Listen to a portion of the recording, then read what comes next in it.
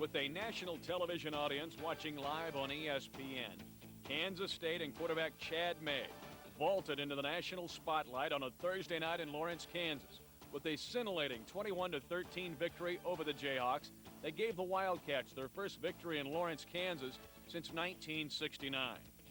In addition, Kansas State continued its dominance over the Jayhawks, capturing their third win in the last 4 years versus their Sunflower Civil War rivals. The final score didn't provide a true testament to K-State's dominance in this contest, as the Wildcats rolled up 432 yards while holding the nation's number 2 rushing attack to just 70 yards on 25 carries. All told, Kansas State had the football for 41 of the game's 60 minutes. And when the Jayhawks did eventually get the football, they became exposed to Kansas State's rock-hard defense. 3 wide receivers, 1 back tight end. They will option to the short side. Pitch goes back to L.T. Levine, and he gets blistered by Purcell Gaskins after a gain of 1 to the 24-yard line. 3 backs in the formation, double tight end set on 3rd down and 3. In motion left is George White. They will option to the right side on a naked play, and they tackle Preston at the 40. For Kansas State coming in from behind. Nice sweep play to the right side to Eric Van, and he's cut down. No gain on the play, and a right side sweep to the freshman out of El Dorado. Wing to the right, double tight ends in motion is George White. Play fake by Preston. They want to throw to the tight end. It's intercepted by Niall Wyron. He's in the open field. He can get 2 points if he goes all the way, but here comes George White, who will tackle him from behind. Niall Wyron intercepts the pass and goes all the way down to the Kansas 42-yard line. Chad May was brilliant in this game, completing 33 of 44 passes for 379 yards to earn Player of the Game honors from ESPN. 8 seconds on the play clock. Kansas with 4 down linemen. 1 back set. Back to throw is May. He's hit as he throws, but fires a pass complete for a first down to Kevin Lockett at the Kansas 48-yard line. In the first half, out of the shotgun formation, May to throw. Throws right, pass caught at the 35-yard line by Schweiger, tucks inside and down to the 32-yard line. At 1st and 10, K-State at the Jayhawk 31, no score, 12:40 left in the first half. Out of the shotgun, May to throw, throws over the middle. He's got running open at the 20s, inside the 15, running down to the 13-yard line. The Civil War featured one of the Cats' flag bearers, running back J.J. Smith, who with May shoveled some points and some dirt on the Hawks at the goal line. Back to throw May on 3rd and 5. Shovel pass to J.J. Smith. He's at the 5. It's into the end zone. Touchdown, K-State on the shovel pass. J.J. Smith into the end zone, and Kansas State has the first lead of the ball game.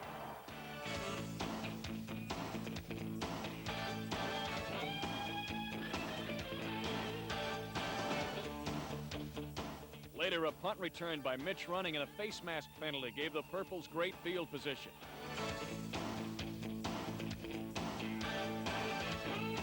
6 plays later, J.J. Smith again changed his name to T.D. Smith. K-State first goal at the 1. Double tight ends, Lachele right, Loika left. Out of the single back set, J.J. Smith leaps over the left side. Touchdown, Kansas State. J.J. Smith, his 3rd touchdown of the season, and his 15th career rushing touchdown, and Kansas State leads by 2 touchdowns. Up 14-0 at halftime, Kansas State had the first possession of the second half. A whopping 8 minutes and 40 seconds into the 3rd quarter, Kansas State used senior battering ram Rod Schiller to go on top 21-0. 2 tight ends and a 2-back set on 3rd and goal to go at the 1. Hand off to Rod Schiller. He's into the end zone for a touchdown, but a flag has been thrown. This may be illegal procedure on Kansas State. Offside against Kansas. K-State will get the touchdown. Rod Schiller gets the 1-yard run, and Kansas State has a 3-touchdown lead. Chad May, 3rd down, can go to a knee again. He takes the snap, he goes to a knee. And Kansas cannot stop the clock. The Jayhawks cannot stop the clock, and Kansas State's going to win the football game. And you can bet the farm that you can wind it on up. You can wind it on up, because what it is with Kansas State beating Kansas and Lawrence for the first time since 1969 and winning 7 games in a row for the first time since 1931. It's a big Wildcat victory. 21-13. K-State beats KU in Lawrence. But most importantly, the Governor's Cup was safely resting again for the third time in 4 years in a purple and white trophy case in Manhattan, Kansas.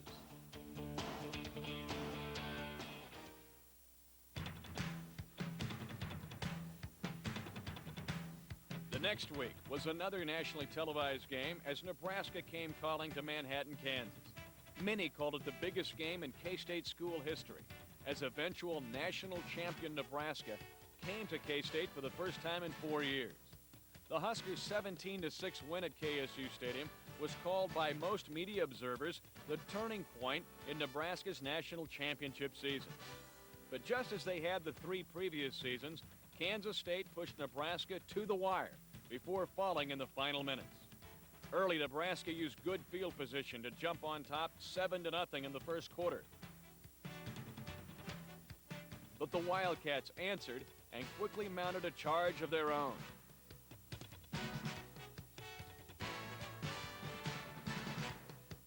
Chad May fired a bullet to Mitch Running from 29 yards out, and the Purples were back in the game. Looking left.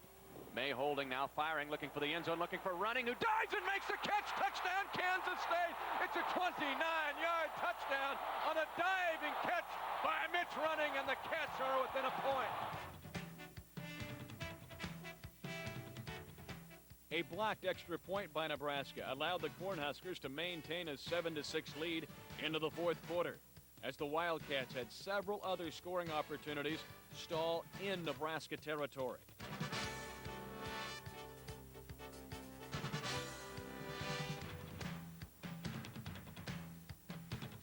Nebraska sealed the victory on this 24-yard field goal with just 1 minute and 32 seconds left in the game. Yet for the 4th straight year, Kansas State played Nebraska even as the Wildcats kept knocking on the Cornhusker door.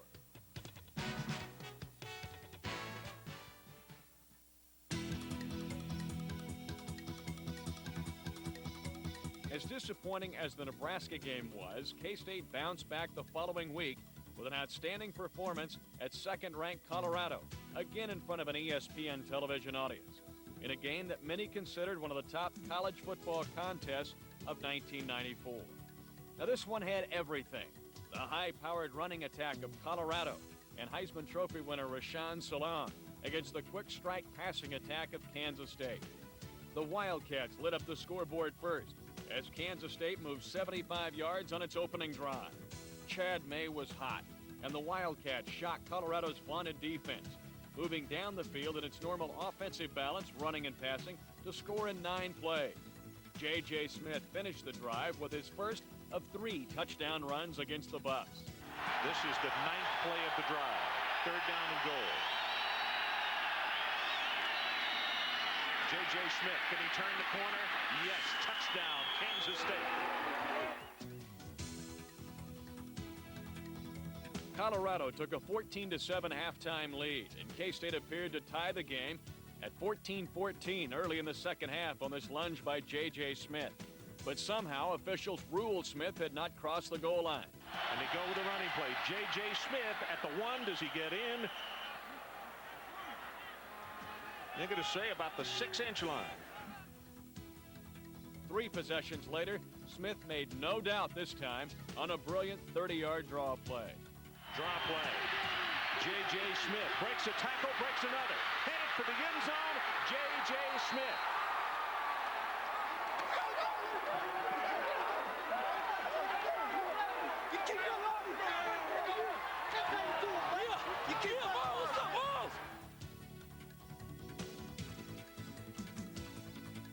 The two teams traded scores again late in the third quarter and entered the final stanza with the game tied at 21-21. J.J. Smith up the middle, touchdown K-State. I went ahead and called that one because his whole body was in the end zone. And they still delayed the signal. Colorado went ahead for good on the 60-yard option run by Cordell Stewart, and the Buffs hung on for the victory. The result was nearly 900 yards of total offense between the two teams. And yet Kansas State left Boulder with a bitter taste in its mouth and a frustrating 35-21 loss.